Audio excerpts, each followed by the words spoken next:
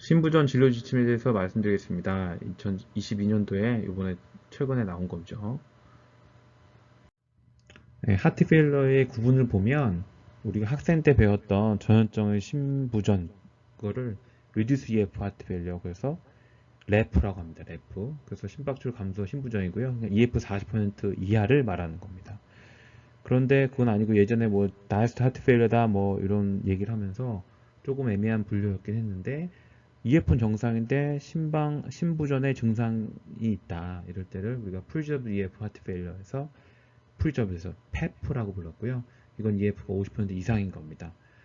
그래서 요 사이의 거를 애매하다 해서 미드 레인지 EF의 하트 페일러라고 구분을 했었는데 2016년 ESC에서는 작년 ESC에서는 2021년도에는 이걸 바꿔서 결국 마일드 리듀스 EF 하트 페일러도 크게 봐서는 결국엔 리듀스 EF 하트 페일러 가더라. 그래서 리듀스 하트 페일러의 한 부분으로 보면서 약자는 MR은 똑같지만 그전에 미드 레인지였다 지금은 그냥 마일드 리듀스 하트 페일러라고 부르게 되었습니다. 그래서 요 EF의 범위도 조금 바뀌어서 41에서 49가 마일드 리듀스 하트 페일러고요. 40% 이하가 그냥 리듀스 EF라고 보시면 됩니다. 그래서 그냥 크게 보시면 50% 넘으면 정상이라고 보시면 되고 EF가 근데 50% 미만인데 하트 페일러 심텀 사인이 있다라고 하면은 마일드 리듀스 하트 페일러라고 보면 되고 40% 이하다라고 하면 리듀스 하트 페일러라고 보시면 됩니다.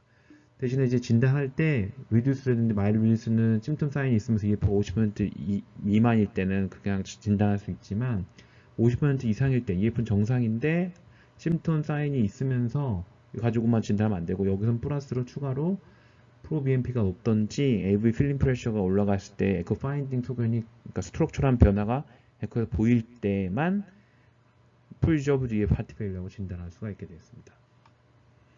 그리고 번외로 인풀드 EF 하트 페일러가 있는데 이거는 그 40% 이하의 하트 페일러였다가 치료하고서 좋아진 경우를 이렇게 부르기로 하였습니다.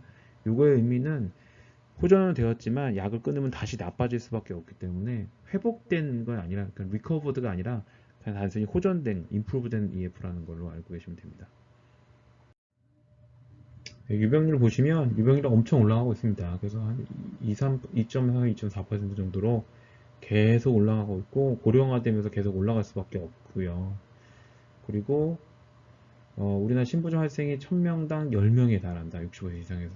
1000명당 10명은 상당히 높은 거죠. 그리고 신부전 환자에 보면 대표적 원인 신부전 75%가 이미 고혈압을 갖고 있습니다. 그래서 고혈압이 상당히 원인이 되겠구나라고 알고 있겠고 그리고 하트 페일러의 동반질을 분석하면 허혈성 하트 페일러와 이스케믹 하트 디지와 하이퍼텐션이 45.4와 43.6%로 많이 높다. 그리고 판막 질환이 한 5% 정도고 심근병증 3.1% 정도 있다고 알고 있으면 되겠습니다. 신부전 진단 알고리즘을 보면 뭐 프로BNP 측정하고 EKG, 체스트 엑스레이, 에코, 기본적인 CBC하고 비행 크레아틴, 그다음에 LFT, 그다음에 뭐 다이어베티 DM 있는지 당화혈색소도 한번 보라고 되어 있고요. 리피드 배터리와 그다음에 어네미아, 패널, 이것도 중요하죠. 하트페일 원인 중에 하나가 되니까. 그다음 TFT도 하트페일 원인 중에 있으니까 이것도 이렇게 되어 있습니다. 그래서 TFT도 있다 이렇게 알고 계시면 되겠고. 그래서 전형적인 증상과 징후 보시면 증상이 중요하죠. 증상 올솜니아도 있고 대표적인 거, 그다음 호흡 디스옴니아, DOE, 올솜니아, 그다음에 녹초나 디스옴니아도 있고요. 뭐 피로감, 발목 부종 같은 것도 있고. 사인은 JVP 올라가는 거, 3갤러브미 등등, 심자음 등 되는 거든지, 간정맥 확장 이런 거 보기 힘드시면 이런 게 있다.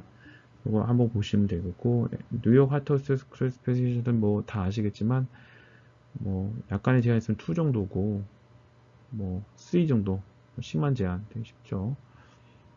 일상해당의 증상이 없는 경우가 2가 되겠습니다. 그래서 신부전 위험인자 있는지 증상 징후인지 보고 뭐 프로비엠 본 다음에 저희 같은 경우는 엔티 프로비엠 편이가 125 정도 높은지 봐서 높다 라고 하면 에코를 해보게 되어 있고요. 에코에서 이상성이 있다라고 하면 신분 진단할 수 있게 되고 이게 요거 모양이 요거에서 50% 넘어가면 에코에서 이제 아까 말씀드린 파인딩 같이 동반돼야지 진단할 수 있고 그 외에는 50% 미만인 경우에는 뭐 리듀스든 마이드 리듀스든 진단할 수가 있게 되었고 여기에 맞춰서 파악하고 치료하게 된다 라고 하시면 되겠습니다. 그리고 심텀과 사인은 있지만 프로비엠피가 너무 낮잖아요. 그러면 이건 신부도 아니다 라고 보시면 되고 다른 거 고려하면 되겠습니다. 그래서 익스크루션 하는데 되게 유용한 게 프로비엠피다. 뉴먼스 하트 페일러를 진단됐으면 여기는 뭘 해야 되냐면 이건 이제 새로 발생한 거거든요. 그래서 급성이죠, 급성. 어큐트 하트 페일러 같은 경우에는 에코도 하고 펄스 옥시메트리도 하고 뭐 기본적인 검사 여기 해보고 이것도 프로비엠피 본 다음에 300 미만이다 어큐트 때 어큐트에서 한가위 많이 올라가게 되어 있으니까 그러면 에이 아니다 어큐트 하트 페일러라고 보시면 되겠습니다. 근데 봤더니 뭐 300이 넘어가고 이렇게 넘어간다고 신분 진단할 수 있고 정밀 에코 해보겠다 할 수 있겠다라고 되겠습니다. 그리고 진단검사 보면은 프로비엠피 도움이 될 수 있다 그리고 2A 괜찮고 배제 진단에서 첫 검사로 의심되는 환자에서 배제 진단에서 프로비엠피를 하라라고 되어 있습니다. 그리고 이거는 중증도하고 예후에 좀 예측하는 데 좀 도움이 되고요. 다만 약물 용량 변경할 때 프로비엠피 보는 건 도움이 되지 않는다는 거 이건 좀 알고 계시면 좋겠습니다. 그래서 환자의 프로그니스와 시비어리티를 평가하고 진단하고 익스크루션 하는데 도움이 된다. 이렇게 알 수 있으면 되겠습니다. 그리고 트랜스토라직 TT는 해보는 게 당연히 좋고요. 이미지가 안 좋으면 뭐 카디악 MR을 하라고 되어 있고요. 저희가 할 수 없죠. 그다음에 원인을 평가해서 뭐 알고 그다음에 카로너리 CT는 관성배 질환을 배제하기 위해서 해보라고 되어 있긴 합니다.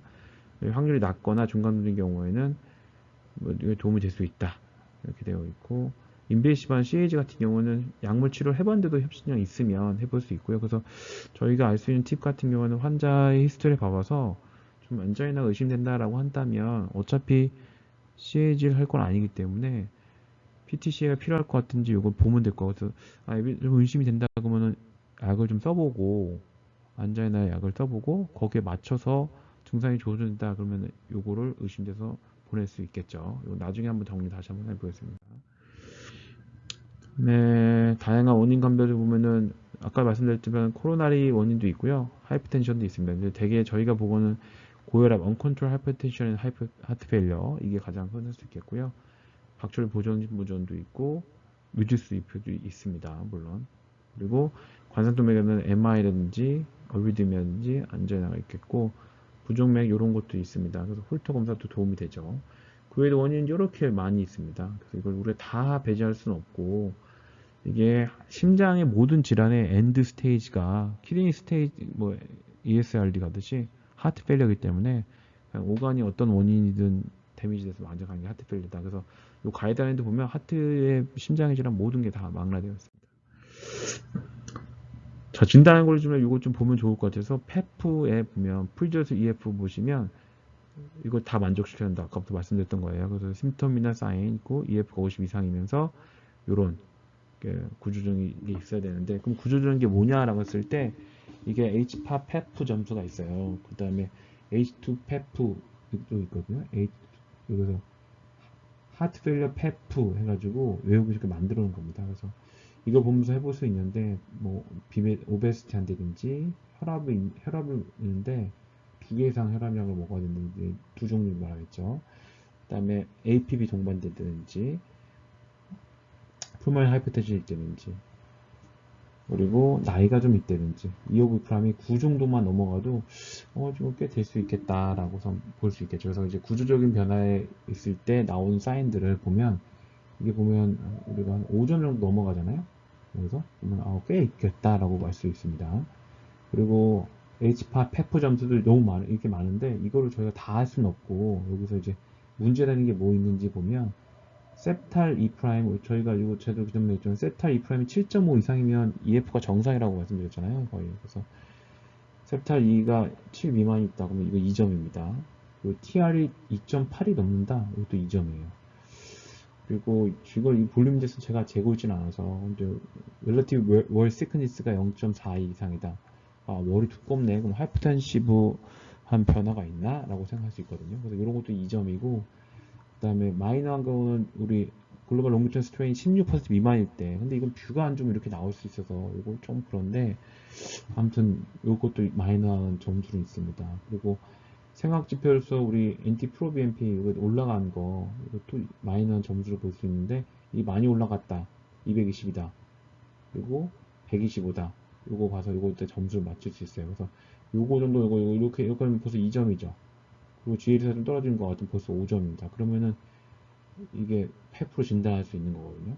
그래서 이런 스코어를 가지고 할 수 있는데 전반적으로 보는 거고, 그래서 구조 EF가 정상인데 숨찬데 하트 페일러가 긴가민가 할 때 이게 상당히 도움이 될 수 있는 파인딩이다 라고 할 수 있겠고, 그 다음에 LA가 커져 있거나 AV 뭐 머슬 인덱스가 커져 있거나 그러면 이거 구조적인 있으면 페프일 수 있겠다라고 하는 거죠. 근데 페프는 나중에 치료도 말씀드렸지만 이제 기본적으로는 심토마틱 케어랑 근본적인 원인 질환 치료거든요. 그래서 이거를 뭐 따로 뭐 해주는 건 없습니다, 사실은. 그래서 보면 요거 점수 제가 아까 앞에 했지만 이런 것들을 좀 챙겨서 보면 좋겠고요. 그래서 5점 넘어간다 그러면 페프 진단할 수 있겠다라는 겁니다. 일단 래프는 치료가 이거 뭐 지난번에 제가 이번 달 올해 초였나요? 제가 리뷰 때 말씀드렸는데 4 essential drugs in 4 weeks라고 이게 많이 바뀌었거든요. 그래서 4 essential drug이 뭐냐면 아니 또는 ARB, 그다음 베타 블로커, 미네랄 코르티코이드 안타고니스트, 그다음에 SGL2 이니비터 이렇게 4개거든요. 그래서 요거를 4주, 4주 내에 빨리빨리 써라 라는 게 바뀐 상태입니다. 그래서 클래스 1이에요. 이제 그래서 요걸 4개를 안 쓰면 이제 하트 페일러 래프인데 특히나 이거는 말 프랙티스 되겠습니다. 그리고 여기 보면 아까 임프루브드라고 했었잖아요. 개선된 상태였을 때 좋아진다고 끊으면 안 되고 40% 호전돼도 래프 처음에 준해서 약을 치료를 유지해라. 이게 중요합니다. 그래서 표준 치료 보면 아까 말씀드렸던 거 ARB 계열, 그다음에 베타 블로커, 그다음에 미네랄 코르티코이드 안타고니스트 알닥톤이죠. 그다음에 SGL2 요거를 증명된 또는 최대 용량까지 버틸 수 있는 걸 써라라는 거죠. 그래서 그 전에 ESG 가이드라인 같은 경우는 이렇게 하지 않고 순차적 치료였다가 맨 마지막에 알닥톤 쓰고 이랬거든요. 근데 지금은 그렇게 하지 않고 그냥 4개 같이 쓰자 이렇게 되어 있습니다. 그래서 이렇게 바뀐 이유는 뭐냐면 신부전 표준 약제 간 우선순위를 검증할 수 있는 연구가 없고요. 그냥 그 모탈리티 계산한 증명된 약들이 상호 보완적인 약리작용이 있기 때문에 예를 들어서 베타 블로커 같은 경우에는 품을 컨트롤 할 수 있는데 SGL2 같은 경우는 볼륨을 빼준 효과도 있잖아요. 그래서 이거 같이 쓰는 게 도움이 되더라. 예전에는 베타 블로커 로드를 시작하더라도 이게 이게 이게 조금 하트 펑션을 네가티브 아이노트로픽 효과도 있기 때문에 크로노티크라는 것도 아니고 그래서 이게 약간 품목 컨젠스는 걱정됐었는데 이걸 같이 쓰는 게 낫더라. 그래서 조합해서 미리 쓰다 하는 게 이득이 높다라고 판단할 수 있게 돼서 이렇게 네 가지 쓰게 됐고, 그리고 ARB 계열 같은 경우 베타 블로커는 요거는 카디악 리모델링도 좋아지고 하트 페일러도 좋아지기 때문에 이게 약은 처음에 로드도 쓰지만 환자가 톨러러블한 상태까지 목표점까지 증량하는 게 필수적이라는 거 이거 알고 계셔야 되고요. 그리고 ARB 아니 베타 블로커 요거 쓰고서 초기부터 사용을 쓰고 그래서 치료 증량이 필요한 경우 환자 수용성을 고려해서 짧은 간격으로 증량을 시도하고 맥시멈 도주에 3에서 6개월 내에 도달할 수 있도록 하는 것을 권고하고 있습니다. 그래서 이렇게 하는 것을 치료해보고 그 다음에 IC나 CRT 같은 것 정중이 되면 해볼 수 있다고 되어 있고요. 이거에서도 안 된다 그러면 저희가 2차 치료할 건 없고 그때는 뭐 크로노트로픽 효과를 무슨 이바드롬이라든지 무슨 요 베리시브와 디곡신 같은 것도 추가할 수 있는데 여기부터는 저희가 리퍼하는 게 맞지 않나 싶습니다. 그래서 어쨌든 4 액션 드럭인 4 윅스는 또 지켜주는 게 좋겠고, 그리고 아까 말씀드렸듯이 EF가 향상된 거는 호전된 상태지 그냥 나쁜 거 정도 아니다는 거 반복해서 말씀드렸습니다. ARB 아니 AC 밑을 보시면 우리가 알고 있는 거죠. 그래서 칸데스탄, 안타칸 이것도 되게 중요한 좋은 약이죠. 하트페일러에서 인디케이션 있는 거. 그다음에 발사탄, 디오번이죠. 코자 이렇게 3개 있는데 코자는 다 지금 유릭 애시드 높은 경우에 낮출 수 있는 유일한 ARB거든요. 그래서 요산이 높다 그러면 유릭 애시드 쓸 수 있겠죠. 근데 저는 하트페일러는 주로 디오번 씁니다. 왜냐하면 아니를 쓸 거를 생각을 해서 나중에 스위치가 쉽거든요. 그래서 사코비트를 같이 있는 거. 그래서 칸데스탄은 반 미리 하고요.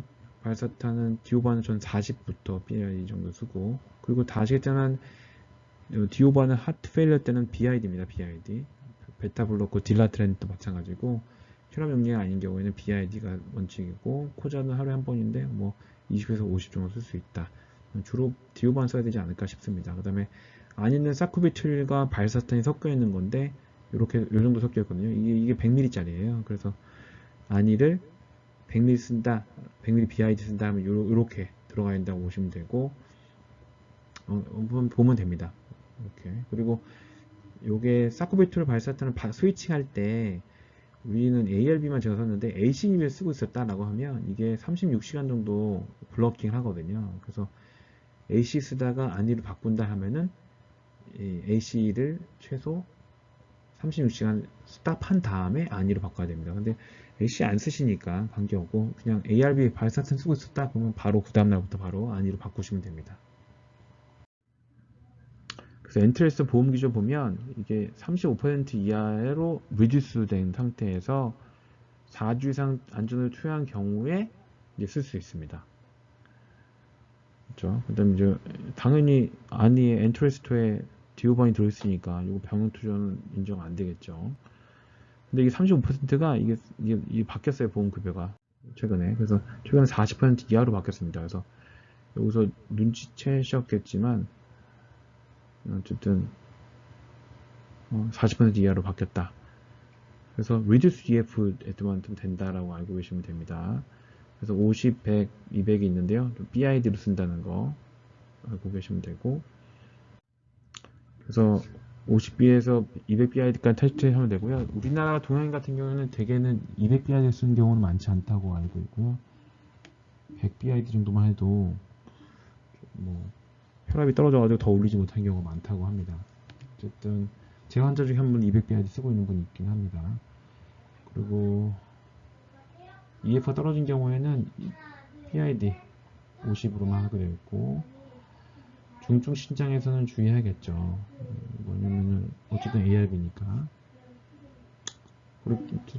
그래도 어쨌든 레날에서는 종양 조절 필요하지 않다고 되어 있는데 조금 조심해라 라고 되어 있습니다. 그래서 네, 이렇게 알고 계시면 되고, 일단 베타 블로커는 증상도 호전하지만 이거 모탈리티를 줄이는 약이죠. 그래서 예전에 뭐 이거 SGLT2나 엔트레스 나오기 전에는 주로 베타 블로커만 모탈리티 줄여준다고 베타 블로커나 ARB만 있었죠.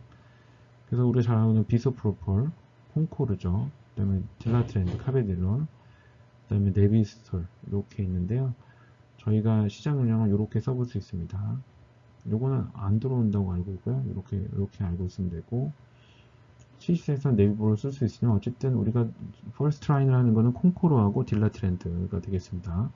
용량은 작은 거 반알씩으로 시작하시면 되거든요. 그래서 콩코르가 2.5가 작잖아요. 그러니까 작은 거에 반알. 딜라티넨드 3.1도에 2번 쓰시면 돼요. 딜라티넨드도 하트페일러 용량에서는 2번 쓴다는 거 알고 계시면 되고요. 혈압에서는 낮에만 해서 QD를 쓰기도 하는데 하트페일러는 BID다. 그 다음에 미네랄 코르트 리셉터 안타고니스트 알닥톤인데 이게 25ml죠. 그래서 이것도 사망률 감소해서 쓰는데 이것도 클래스 1입니다. 그래서 이거는 안 쓰고요. 알닥톤을 반알에서 한 번 정도 쓰고요. 유지 때는 한알 크기로 쓸 수 있다. 근데 이거는 푸드를 올리는 건 아니기 때문에 이것도 저는 키드니 보면서 일렉트로 보면서 조절하는 게 맞는 것 같고요. EF 떨어진 경우에는 뭐 반알을 QOD로 먹을 수도 있겠다라고 되어 있습니다. 그다음에 SGLT2 인히비터 같은 경우에는 당뇨 유병과 관계없이 쓰는 거 다 알고 계실 거고, 자대양 10ml만 되고 25ml는 안 됩니다.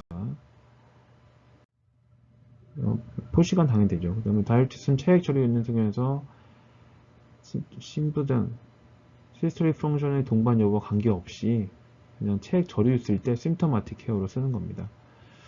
이것도 조금 잘 되어 있어서 보면 프로세마이드, 라식스가 가장 많이 쓰이긴 하는데 라식스는 체내 이용률이 낮죠. 그래서 이게 바이러빌트 낮은데 이것도 아시겠지만 알부민 상태랑 알부민 바인딩에서 작용하잖아요. 그래서 환자에 따라서 약효가 너무 차이가 나요.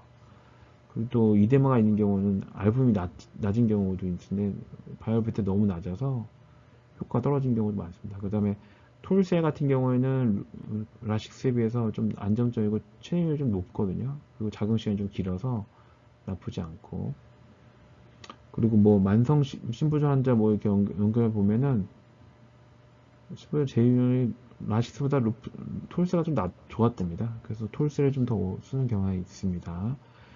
그리고 루프다이얼시 같은 경우에는 그 신사연료관 배설이 돼가지고 신유한 내공한 일정선의 역치를 넘어야지 스트레스를 넘어야지 윤회장이 나타나거든요. 그래서 효과가 없다라고 하면은 이거를 도주를 올려야 됩니다. 그러니까 한 번에 먹는 도주를. 그래서 두 배를 한 번에 큐들이 먹어야지 두 번 투여하면은 어차피 그 농도가 올라가지 않아서 효과가 없습니다. 그래서 라시스 반티 큐디 효과 없다고 하면은 반티 BID 줘볼까?가 아니라 이거는 원티 큐디로 올려야 됩니다. 그래서 보면 라시스는 반티부터 써볼 수 있고 톨세는 10mm 1에서 상당히 센데 저는 5mm부터 해야 되지 않을까라는 개인적인 의견을 갖고 있습니다. 요거 이퀴벌런트도 조금 힘들거든요, 사실은. 그런데 저는 4대1 정도로 알고 있습니다. 그래서 톨세 5mm면은 라시스 한 20 정도로 알고 있거든요.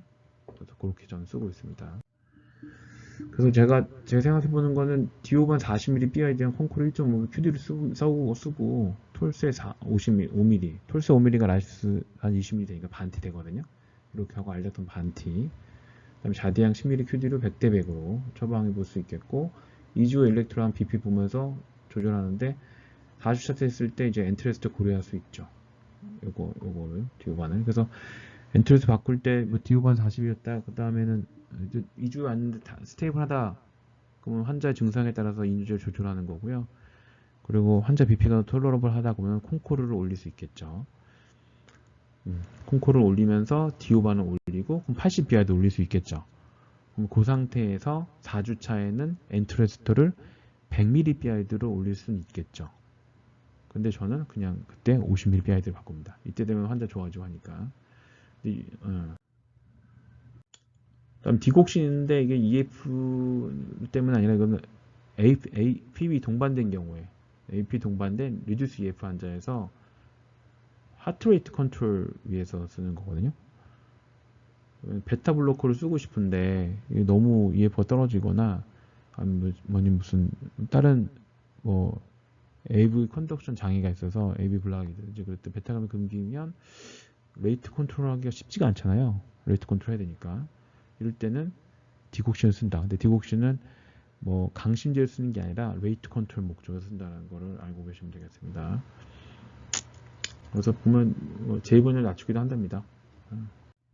네, 노학에서 보면 차드바스크 스코어 시스템이 좀 업데이트했는데 뭐 뭐가 업데이트 되었냐 보면 그 바스큘라 디지 있잖아요. 그 바스큘라 디지가 뭐냐면 그 전에는 MI라든지 페리페럴 바스큘라 디지 또는 뭐 대동맥 동맥관 뭐 이런 것만 했었거든요. 근데 그거 말고 그냥 시그니피칸 스테노시스가 동반된 이스케믹 디지즈, 코로나 디지즈가 추가됐어요.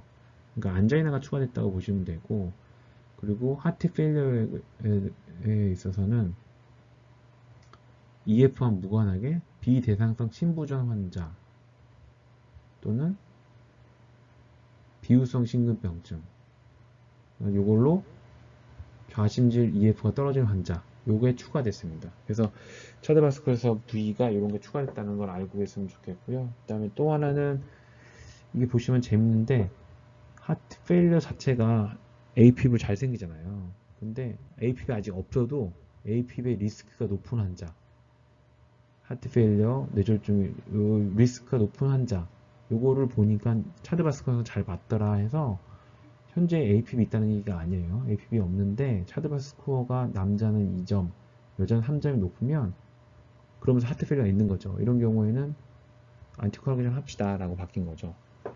그래서 차드바스 스코어가 APB에서만 하는 게 아니구나 라는 것도 볼 수가 있고 어쨌든 스트로크 프리벤션에 있어서 차드바스 스코어가 높은 하트 페일러다. 그러면 안티코아굴레이션 하는구나 라고 알고 계시면 되고 이럴 때는 APB 없기 때문에 뭐 당연히 노화기 급여가 안 되겠죠. 그렇지만 이런 경우에는 하트 페일러 자체 때문에 APB 잘 생길 수 있다는 걸 감안하고 그랬을 때 차드바스가 높으니까 스트로크 생길 수 있겠다라고선 약을 쓴다고 이해하면 되겠고 이럴 경우에는 홀터를 해본다든지 해서 APB를 프락시마 APB를 찾든지 하면 다큐멘테이션 하면 보면 급여가 되겠죠. 자, 그렇습니다. 그리고 APB를 있으면 동반한 경우에는 최대바스크가 이제 남성 1점, 여성 2점이면 안티코아긴 하자라고 되어 있습니다. 근데 이제 급여는 무조건 우리나라 2점만 되죠. 그래서 요거는 비급여겠지만 그래도 고령에 쓸 경우에는 비급여라도 100대 100이라도 쓰는 게 좋겠다라고 가이드라인입니다. 자, 요거는 아까 말씀드린 거 APB 없지만 하트페일에 있는 환자에서 리스크 팩터가 높으면 2점, 3점인 경우에는 그냥 안티코아긴 하는 게 좋겠다라고 권고했다는 거. 그다음에 이건 우리가 알고 있는 거죠. 1점, 2점일 때 하는 게 좋겠다. 근데 2점에서만 급여가 있어서 좀 제한이 된다라고 되어 있습니다.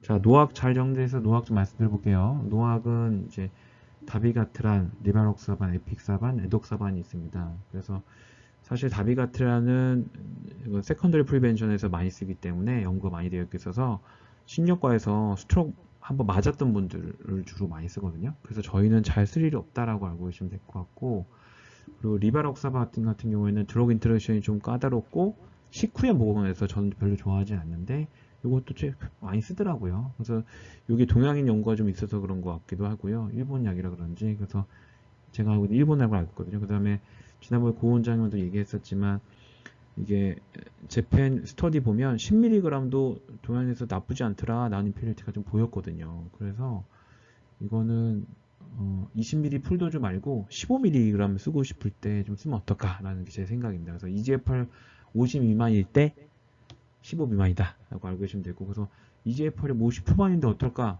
저는 그냥 15 씁니다. 왜냐하면 10mm도 너인피리터 증명된 스터디가 있기 때문에, 그래서 블리딩 리스크 올리는 것보다는 그게 낫지 않을까 하는 생각이 들고요. 그 다음에 에픽사반 엘리캐스죠. 엘리캐스는 5mm, 2.5mm가 있는데 이건 2번 먹습니다. 그래서 좀 번거로운데 바쁜 분들은 잘 못 드세요. 그래서 어쨌든 요런데 요거는 조건이 3가지나 있어요. 그래서 1.5, 크레아틴 1.5, EGFR이 아니라 그 다음에 KG 60kg, 나이 80세 이럴 때 있거든요.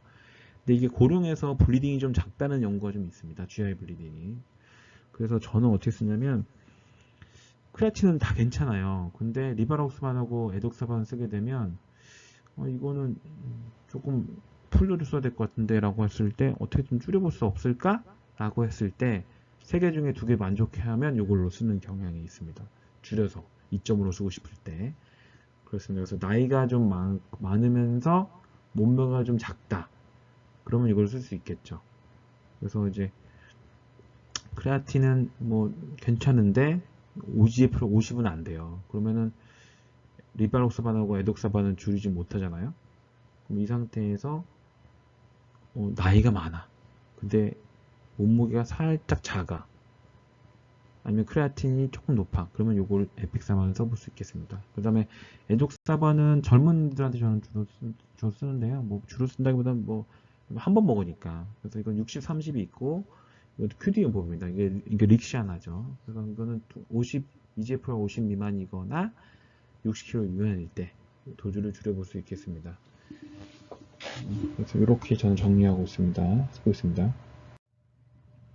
그 다음에 마이드 리듀스 EF 치료는 보시면 우려린 환자에서는 증상 심텀 케어를 한다는 거고, 이건 포 액션스랑 다 들어가요. 그래서 SG도 들어가죠. 안이나 ARB 들어가고 베타 하는데 미네랄 코드 알자도 다 들어갑니다. 근데 근거만 2A, 2B 이렇게 좀 낮지 결국에는 이것도 리듀스 EF한 트림터가 같습니다. 아까도 말씀드렸듯이 미드레인지가 아니라 마이드 리듀스로 변경된 이유가 결국엔 나중에 리듀스 EF로 가거든요. 그래서 거의 같다.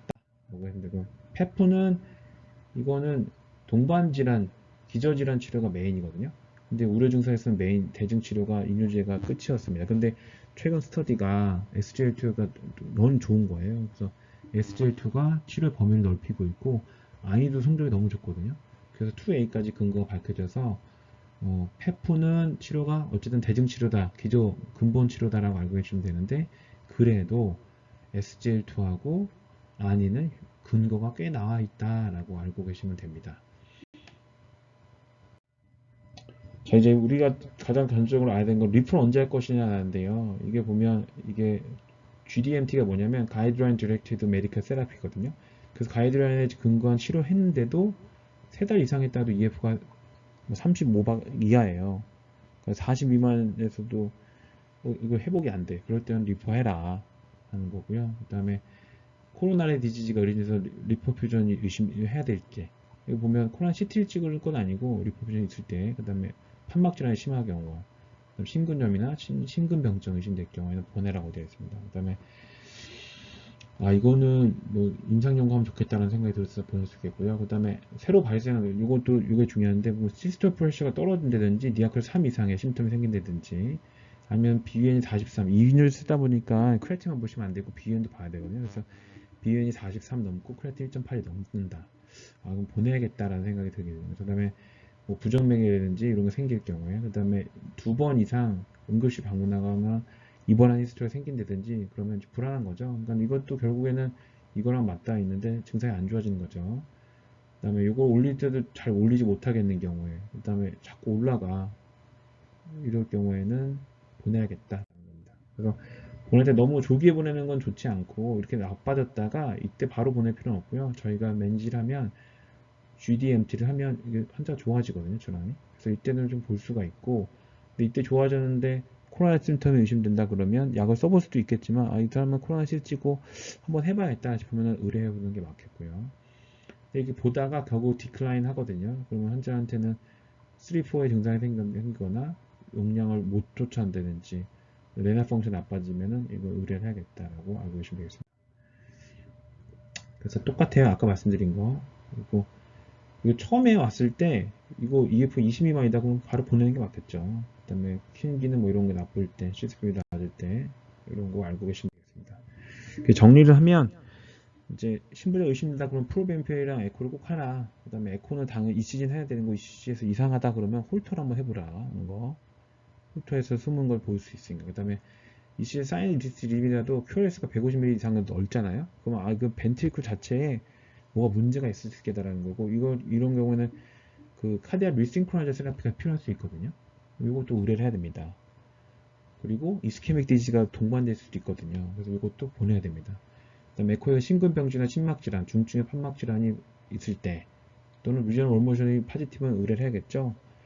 그 다음에 이스케믹 하트 페일러가 의심될 때 그러니까 큐웨이브 본다든지 에코에서 월모션 본다든지 투약에 소장 없는 에포팅 체스트 페인이나 디스미아가 있을 때는 의뢰를 해야겠습니다. 그리고 우리가 제리그 GTMT를 하면서 신기능이 악화된다든지 시트 프레셔가 낮다든지 세 달 후 에코에서 계속 낮다든지 부종 조절도 안 되고 니에컨센 생각하면 의뢰합시다 하는 거고 약의 사이드 이펙트는 너무 잘 정리되어 있거든요. 그래서 요거는 각자 보시고 하시면 되겠습니다. 이상입니다.